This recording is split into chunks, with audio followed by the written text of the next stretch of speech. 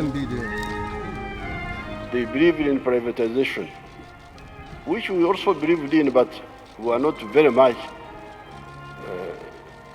For them, they really believed in privatization, which we also believed, but not to the same extent. Now, as happens, there was another faction in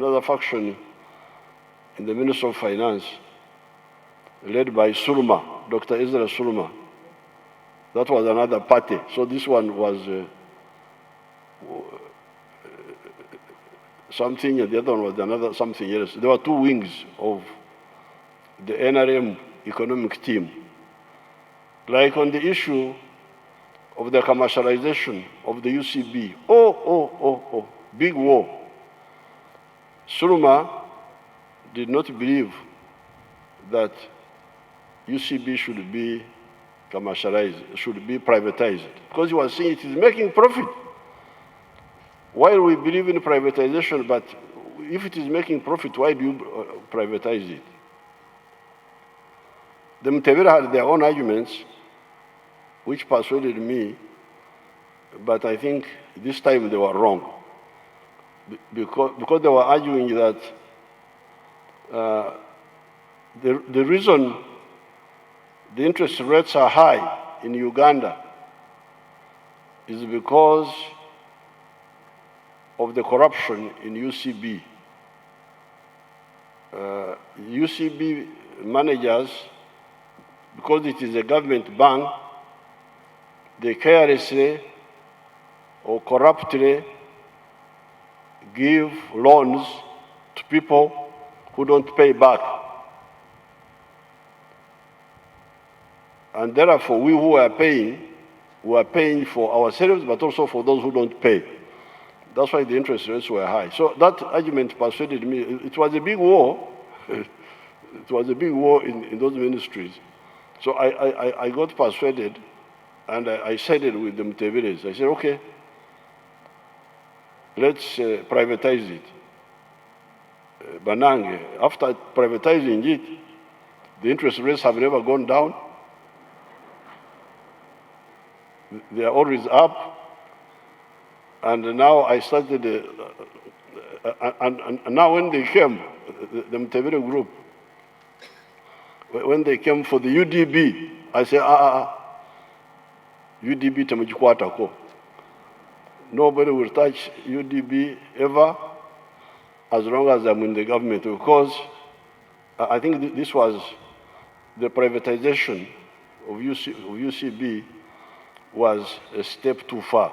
So therefore, there's no doubt that Mutebile was very devoted to that line of the World Bank and the IMF, which could work if you put it in a broader context.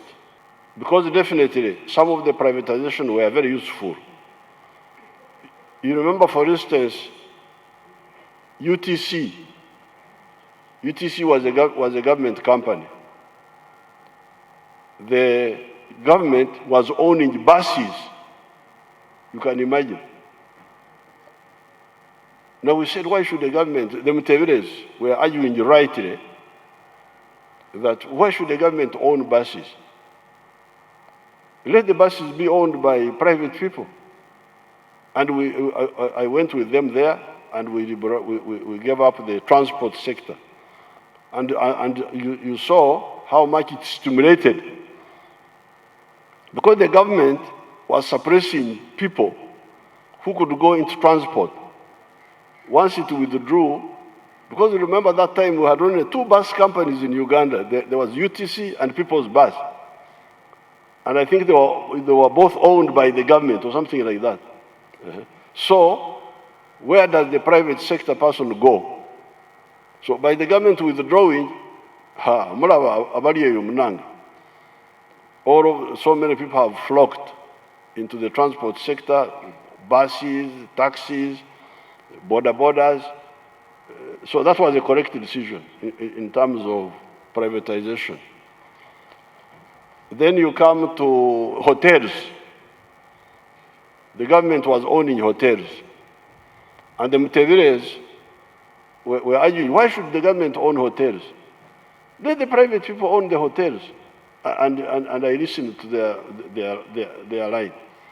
And you see how much it has stimulated these Afrikaners, the what? Hotels all over the place. But when they came to UCB, there they went across the border. And I should have listened more to Suluma than to them. So, and now the Betty was saying, thanking me for keeping Mutebile for a long time, both in the treasury, but also in the bank. Me, I like that civil war of ideas. This one has got, because Suluma is there with his ideas, this one is there. They help me to understand better. Instead of having just one way of thinking. So I liked it so much. That's why this meeting is really, it's like a civil war. Somebody comes with an idea, you see him really very kiyamba okuvuganya ebirowoozo okuvuganya ona akiriza kino oli akiriza kiri